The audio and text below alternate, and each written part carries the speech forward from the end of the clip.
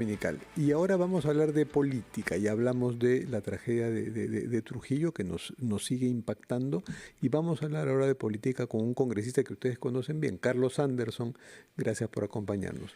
¿Qué tal? Muy buenos días. Pero antes que nada, si me permites, me Por gustaría, supuesto. por supuesto, expresar mi dolor, fíjate, por lo que pasa en Trujillo. Es una tierra a la que yo quiero mucho, tengo muchos parientes también ahí en Trujillo y la verdad, por un lado quiero expresar mi dolor y darles un abrazo a los familiares de las personas que han fallecido, que han quedado heridos, pero también quiero expresar mi indignación porque en el Perú, fíjate, esto no puede quedar como una estadística más de la impunidad. Yo me pregunto hasta ahora, a ver, quiénes han ido presos por lo que pasó en Mesa Redonda? ¿Quiénes han ido presos por lo que pasó en el incendio ahí en Larcomar? ¿Quiénes han ido presos por el tema de la caída del puente de Chancay? ¿Quién va preso en el Perú por este tipo, digamos, no sé ni cómo calificarlo, porque para mí esto es un crimen, ¿me entiendes? Por deficiencia, por todo. Mira, hasta se me hace difícil hablar porque la verdad es que los calificativos que tengo son peores, ¿no? Pero la verdad es esa. Pasa esta desgracia, la gente ya no puede ni ir a un centro comercial, ¿me entiendes? A pasarla bien porque de repente se te cae el techo. ¿Qué es eso? Yo he estado, fíjate, tú debes conocer el Panteón en Roma, ¿no? Que tiene una cúpula extraordinaria que va a cumplir 2000 años. Ahí le cae lluvia, le cae nieve, le cae todo. ¿Cómo se cae? O sea, esa idea, la verdad, ridícula, que porque hay un poco de agua se puede caer, etcétera, lo único que te dice es lo terrible que son los estándares, ¿no? en el Perú y el poco respeto que hay a la vida humana. El día en que empiecen a ir presos arquitectos, ingenieros, emprendedores que le ponen cero atención al respeto por la vida humana, ahí vamos a ver que vas a ver que la gente le van a empezar a poner un poquito más de atención, pero no podemos sencillamente quedarnos callados ante esto, ¿no? Ahí hay irresponsables, ¿no? Y espero que alguien vaya preso por todo esto. Sí, no es una inseguridad estructural que se suma a la inseguridad que tenemos como ciudadanos cuando caminamos por las calles. Efectivamente. Y quería preguntarle de eso.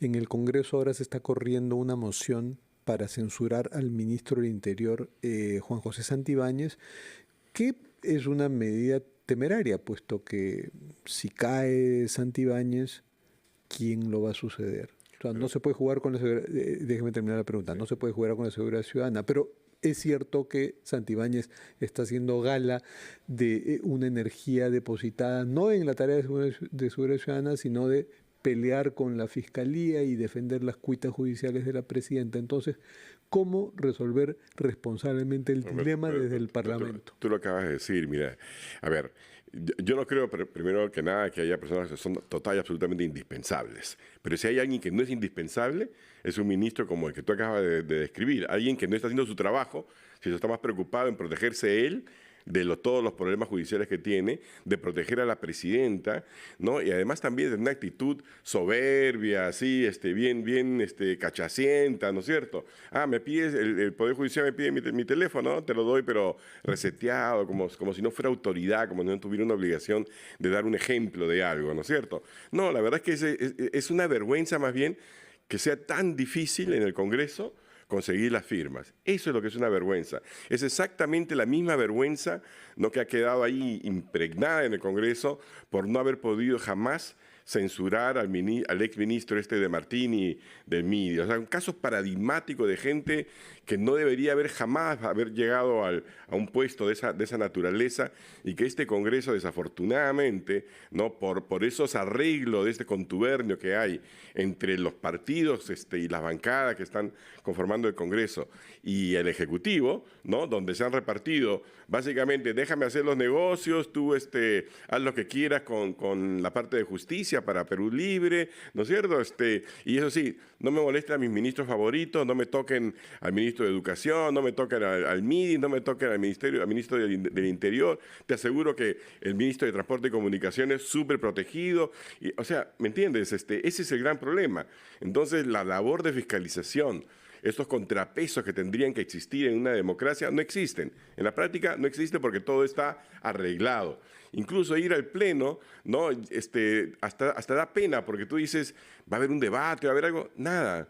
no hay debate, no hay ningún ánimo de fiscalizar, simplemente de navegar tranquilamente al 2026 para volver a empezar, para volver a hacer exactamente lo que han venido haciendo, que es levantarse en peso el Perú.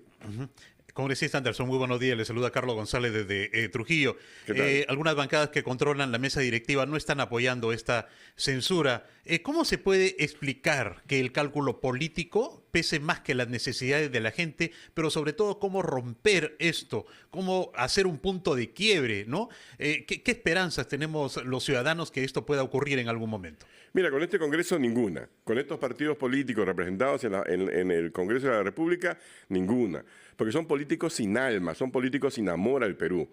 Esa es la verdad, es simplemente por amor a sus intereses privados, al dinero, al poder por el poder mismo, ¿no? Pero no realmente hay un compromiso con que las cosas mejoren, con que la vida de las personas mejore. Entonces, en estos casos, por supuesto, pues ahí, ¿qué va a decir Fuerza Popular, APP? Si ellos están cogobernando, ellos son corresponsables de esta, y Perú Libre, por supuesto, ¿no? De estos ministros, como el ministro del Interior u otros ministros de esa misma naturaleza, ¿no? ¿Y cuál es el temperamento en un partido nuevo como Perú Moderno? Y de entre 40 nuevos partidos que hay, pregunto por ese por una simple razón. Sí, porque estoy ahí. Porque Carlos Anderson es el previsible candidato presidencial, precandidato se dice correctamente ahora, de Perú Moderno. ¿Eso es cierto? Totalmente. Mira, en los chats del partido se expresa justamente esta sensación también de indignación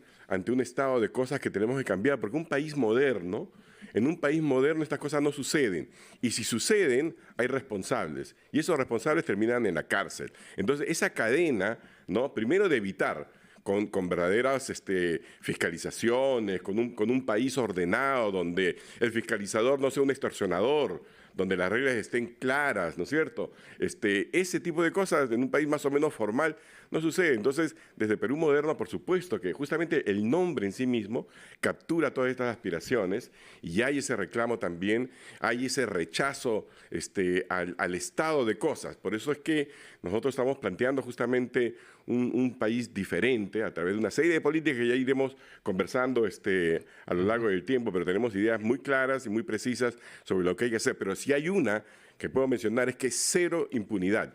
No podemos seguir con esta simplemente actitud de decir, denunciamos, como ustedes lo hacen muy bien en los medios de comunicación, y después a los días no pasó nada y nadie fue preso. Nadie pagó la culpa y las familias quedan sencillamente destrozadas por esta injusticia, doble injusticia. Y en el punto específico del incremento de la delincuencia, cuando se habla sobre el tema del control de la inseguridad ciudadana, siempre aparece el modelo Bukele. ¿Ese es el mecanismo que usted también podría proponer o va a proponer? No, mira, yo soy más realista, fíjate. En el caso de Bukele y El Salvador hay que dimensionarlo. Primero, no nos olvidemos que El Salvador no es más grande que Ica, uno.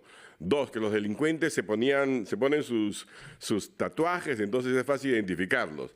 Tercero, que ahí había lo que se llamaba toma de ciudades, es decir, habían lugares específicamente liberados por la delincuencia. Entonces el enfoque ahí ha sido, digamos, también de vida o muerte, porque había que acabar con la delincuencia, ¿no? Pero está, digamos, localizada. Entonces las estrategias son distintas. Lo que sí rescato del señor Bukele es que él entendió que si no enfrentaba directamente, ¿no?, esta crisis de delincuencia de los maras en El Salvador, su país no tenía ningún futuro, que ese era el reclamo ciudadano número uno. Bueno, en el Perú también, hoy en día este es el reclamo ciudadano número uno, que la gente pueda caminar por la calle, que no haya extorsión en todo. Pero este gobierno le ha hecho caso omiso. ¿Y por qué digo que ha hecho caso omiso? Primero, porque hace rato que viene poniendo ministros fusibles, ministros que no sirven para nada, que sabemos de entrada, porque están cuestionados, etcétera, que no van a ir a ninguna parte y que van a durar 3, 6 meses. Así no se puede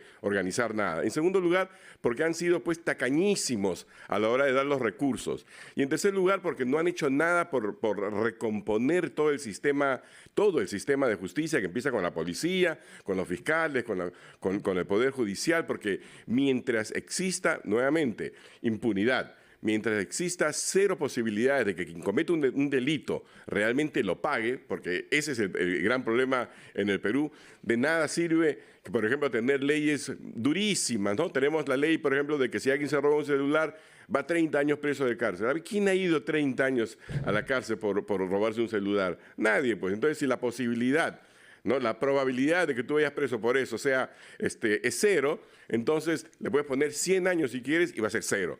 Entonces, eso es lo que tenemos que hacer, atacar el problema con total voluntad, pero también con estrategia y sobre todo con recursos. Sin eso no tenemos nada que hablar. Bueno, muchas gracias, Carlos Anderson, por habernos hablado como congresista no agrupado y como precandidato presidencial del partido Perú Moderno. Muchas gracias.